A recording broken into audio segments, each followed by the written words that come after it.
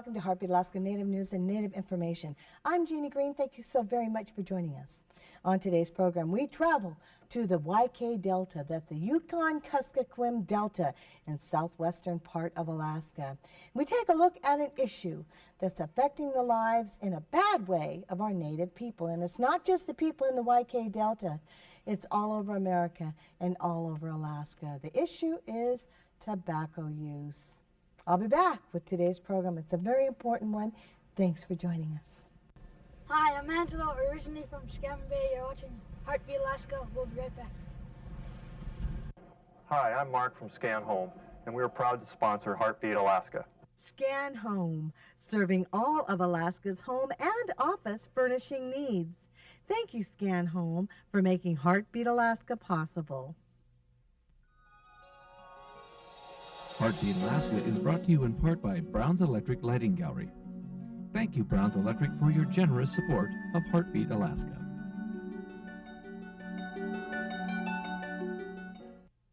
Heartbeat Alaska is brought to you in part by Coastal Villages Region Fund. Thank you, CVRF, for your support of Heartbeat Alaska. And by the Nature Conservancy of Alaska, working with Alaska's rural communities to conserve and protect our natural heritage. Welcome back. The use of tobacco not only affects those who use tobacco, but even those around them that don't use tobacco. The effects are devastating, and today we meet a young man whose life has been drastically changed by his past tobacco use. And we also take a look at the history of tobacco use and Alaska Natives.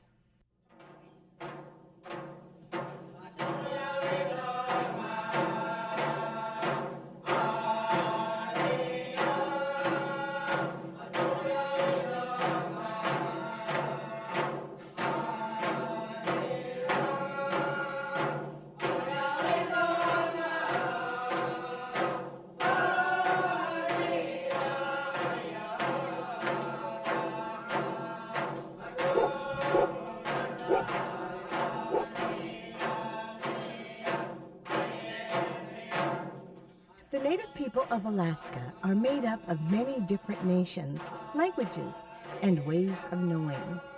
They all share one thing, survival, in the rugged conditions of this great land called Alaska.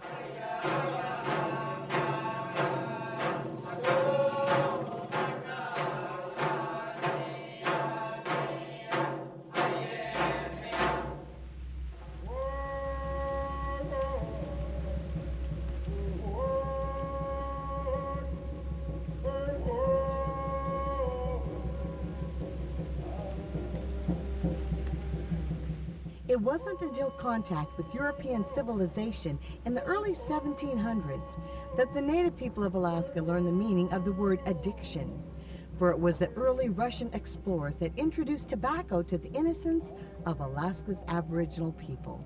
Tobacco use was never in our culture. Our ancestors never used tobacco. It was unknown to them.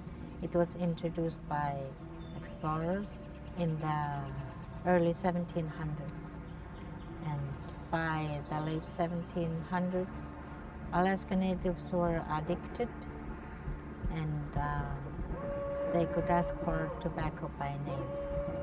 That's what one of the explorers wrote. And from the logs of English explorer Robert F. Spencer was written, nearly everyone used tobacco in some form, including the children. Besides smoking, many chewed the leaves. Explorer Captain Beechey wrote, the northern Eskimos generally smoked a short pipe, while some to the south of Bering Strait chewed tobacco, and the St. Lawrence Islanders took it as snuff. Countless other logs of explorers explain how tobacco was commonly used as means of trade, payment, and reward. Today, however, tobacco has evolved into a social function, with children of all ages using tobacco regularly. To many of the people of rural Alaska, tobacco, in many forms, has been accepted into their culture.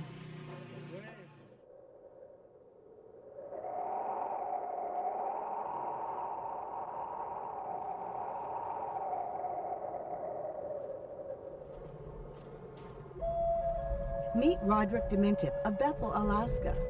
Rodrick smoked cigarettes for most of his life. I started to smoke when I was 13, just because my friends were smoking and I wanted to join the crowd and fit in just like everybody else. In those days, anybody could buy it, even kids, teenagers, in those days. It used to be 35 cents a pack and everybody would sell it. They didn't care to who, they just sold it. I was at fish camp, and our fish camp is about 200 feet up from the river. I had to rest about 3 times before I even reached the house at fish camp. And my wife and mother-in-law told me to come to the hospital, and I never quit coming. That's because on his visit to the hospital, Rodrick was given some very discouraging news. My doctor, she diagnosed me as having bullet, I think. It's not Ebola, it's bullet, and it's very bad emphysema. And I was on oxygen for about a year. You go to the store and buy grapes. That's how your lungs look, with little pockets all over. Mine were like shopping bags. The little bags popped, and I was breathing in bad air because I couldn't push all my air out. They said I had to get an operation. I'd lose 40%. Well, they said only one side I'd lose part of my lung. But when I was on the operating table, they looked at the other side, and the other side was just as bad as the other one, so they took out 40% of my lungs. Now I got hardly any lungs. I get blood into my muscles and my fingers and toes. It's always hard for me to walk.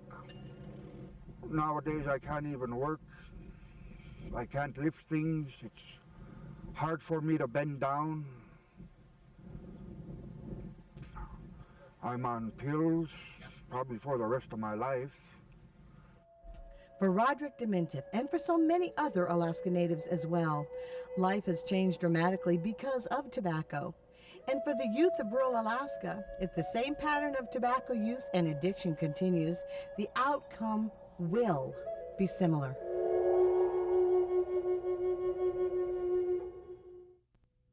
She's a leader. Fran Ulmer, She understands people, very honest. she supports all the people of Alaska.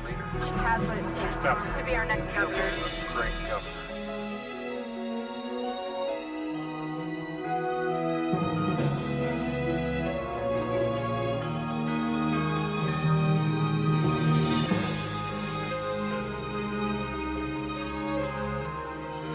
Vote Fran Ulmer, governor, on August 27th.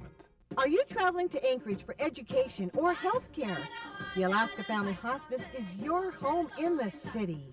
Located 1.5 blocks from the Alaska Native Medical Center, Alaska Family Hospice offers fully equipped apartments, housekeeping services, shuttle service, Medicaid payments, grocery shopping service, or cook your own native food right in your apartment. Well, I've been coming here for the last 3 years, and all the time I come here, it's like a home away from home. For total comfort, affordability, and safety, come on home to the Alaska Family Hospice, your home in the city.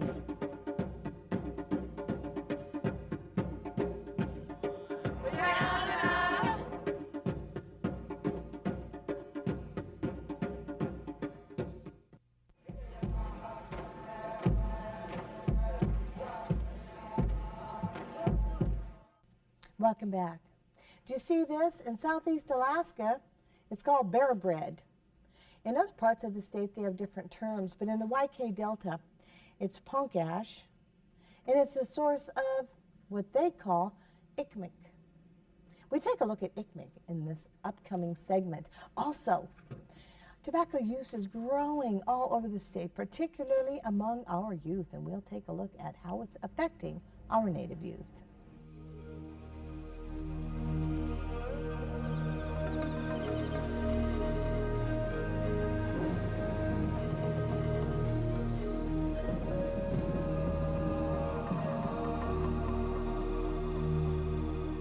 over 50% chew tobacco.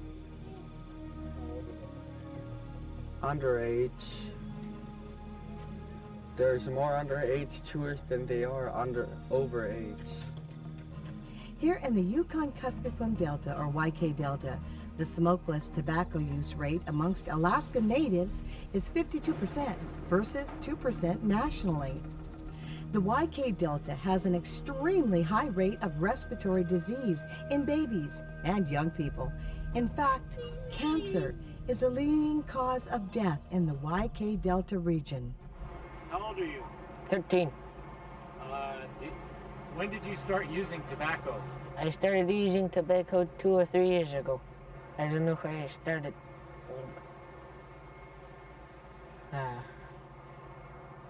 When I tried tobacco the first time when I think I was a little kid. And where did you get the tobacco? My grandpa. How often do you do it? 2 or 3 or 4 times a day. And is that every single day? Yep. I first started using chewing tobacco when I was I'd say about 8 years old. I started smoking when I was 17. Well, about 16, I used to sneak cigarettes from my dad and mom. I was about 10 or 11, just experimenting. When I was a little boy, I used to use tobacco ever since I was about 13 years old. Within the Alaska Native population, we're seeing double the addiction rates. And we're seeing 50 times the smokeless tobacco use rates in this region than we see nationally. Growing up, you see it everywhere. Everyone uses it. Everyone makes it. You see little kids chewing what we call Iqmik, or now Copenhagen. So it's just everywhere. Everywhere you turn, you see kids using it. And it's nothing that's discussed very much. It's just like a way of life. They start at a very young age, maybe like 4 years old, and there's a lot of elementary kids using it too. In my village, they start off young, like 3, 4, and about 95% of the youth in my area are chewing tobacco, mostly black bull, Iqmik. Alarmingly, people in this region mix smokeless tobacco with an ash that they get from burning a fungus that grows on birch trees with their tobacco.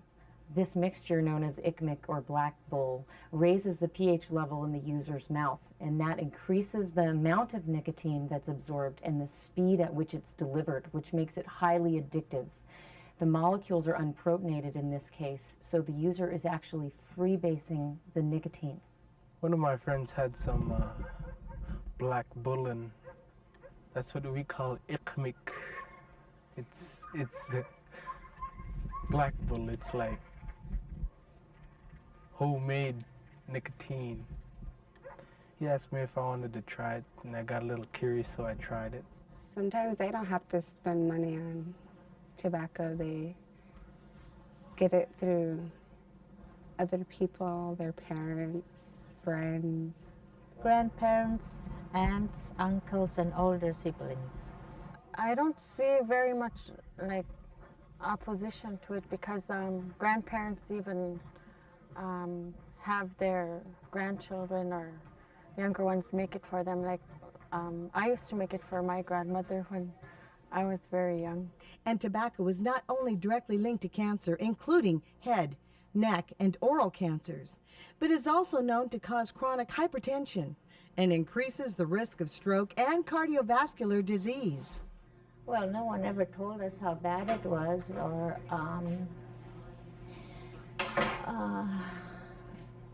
everyone did it. And it was never looked at as a bad thing. It was like adults could see you smoking and wouldn't care.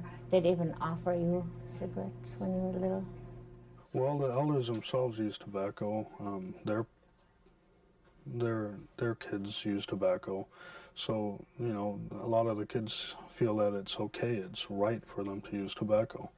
I guess they didn't know it was harmful to them. Nobody knew. We didn't know, parents didn't know. And when young people like myself, I started experimenting at an early age, and when children become hooked, they start giving them tobacco, buy them tobacco. They say that if you don't give them permission to use tobacco, they could start stealing to support their habits. I'd say about 60% of our shoplifting cases in all the stores they are trying to steal tobacco. And every single burglary in a store that I've worked on, that my officers have worked on, has involved theft of tobacco. Oh, this is a brand new one from today. Carrie Enoch is a nicotine dependence treatment counselor for the Yukon-Kuskokwim Health Corporation in Bethel, Alaska. Carrie is a success story in the sense that she went from chewing tobacco to counseling those who want to become tobacco-free. I started experimenting with tobacco when I was about 8 years old. At my first prenatal, the doctor I saw asked me if I used tobacco, and I said yes, and she told me that tobacco could harm my baby. I wanted to have a normal, healthy baby, a smart child. That was my reason for quitting.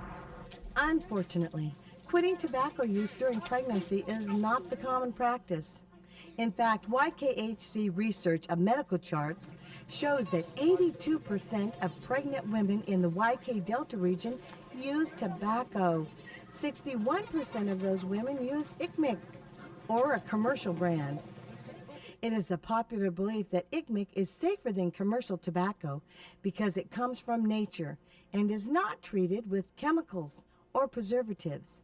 This perception that Iqmik is safer or healthier is simply not true.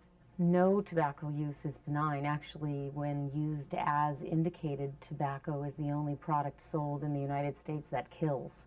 The health risks to that young person, the chances of premature death, complications with respiratory illnesses, cancer, and so on. It's absurd that anybody would want to encourage young people to take up the habit and become addicted to nicotine.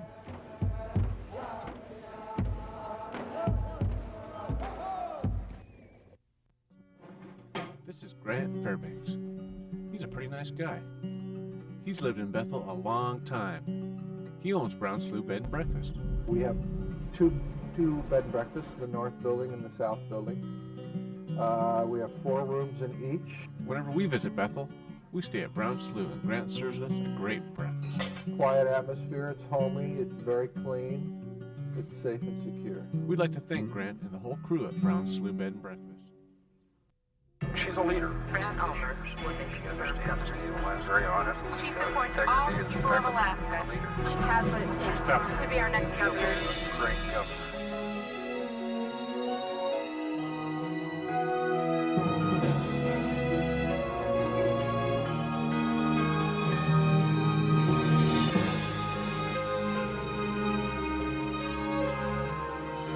Vote Fran Ulmer, Governor, on August 27th.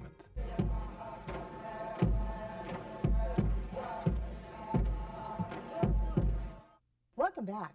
Well, as you can see, it's going to take teamwork among our own people to keep our villages tobacco-free, to get them tobacco-free to begin with. And let's take a look at how the state of Alaska is working towards that goal. LeRoy Davis is the Tobacco Enforcement Coordinator for the Division of Public Health. He has been preparing training materials for distribution to store owners and sales clerks to help them comply with state laws that prohibit the sale of any tobacco products to children under the age of 19. LeRoy is also working with local police officers and health and social service investigators to conduct investigations around rural Alaska to make sure that stores in the remote parts of the state are abiding by the law and are not selling tobacco products to underage buyers. Last year, investigations revealed that an alarming number of rural tobacco sellers, more than 70%, were ignoring the law and letting minors buy tobacco. Last year in our surveys, and we only went to a limited number of rural establishments, but we found that nearly, or actually over 70% of those businesses were willing to sell to the underage youth that we had go in and attempt to buy. 70% is totally unacceptable. Our statewide rate is well under 30%, and hopefully this year will be substantially less than that. And the federal rate maximum that the federals ask us to achieve is 20%.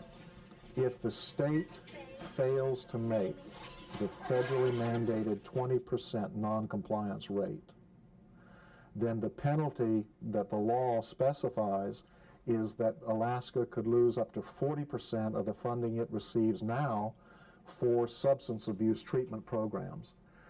Those are community-based programs, and so if we were to lose 40% of the funds that are helping communities deal with substance abuse, not just tobacco, but other substance abuse in their communities, the ripple effect could be enormous.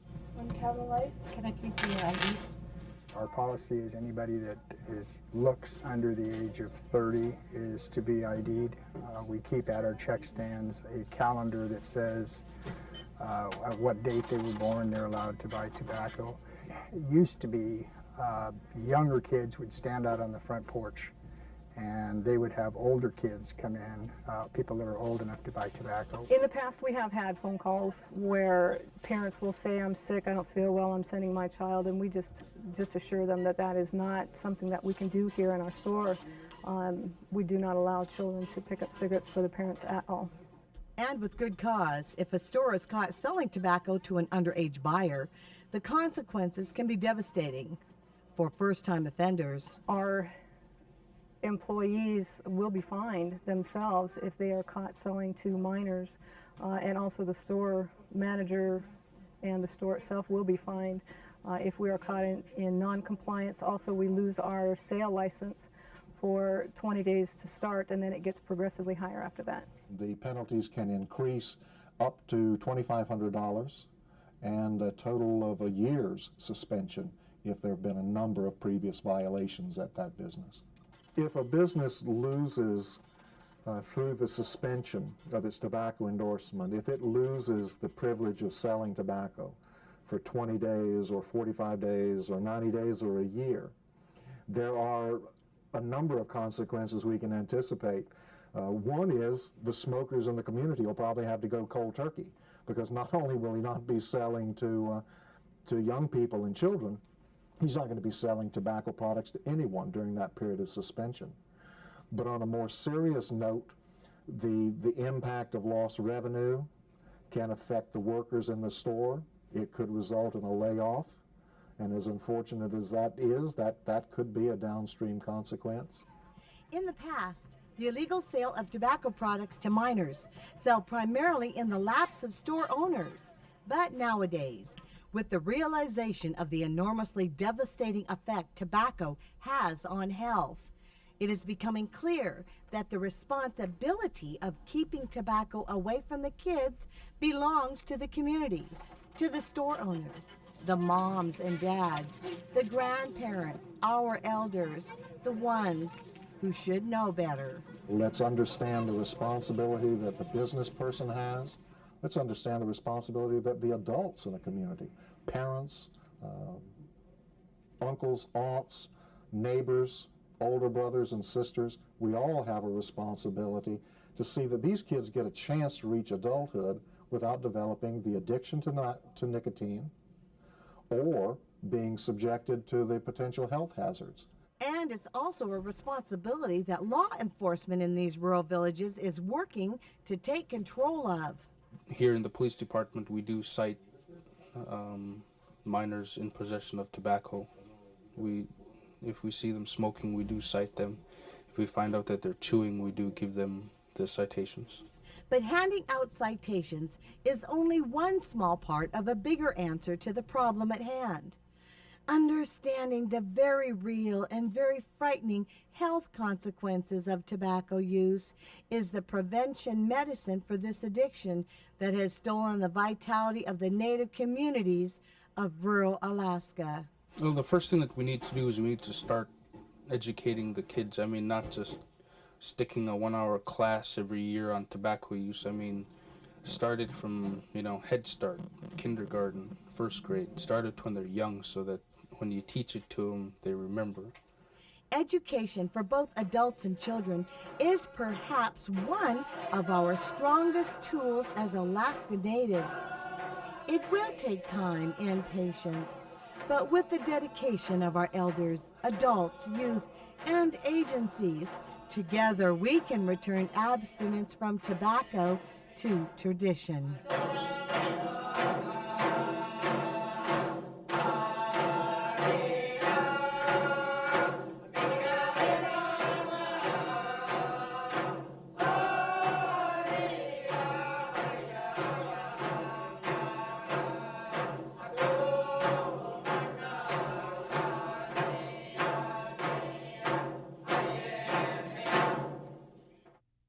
I want to thank those that were interviewed on Heartbeat Alaska for this story, in particular those that live in the villages. It took a lot of courage to step out and speak of using Iqmik and tobacco use.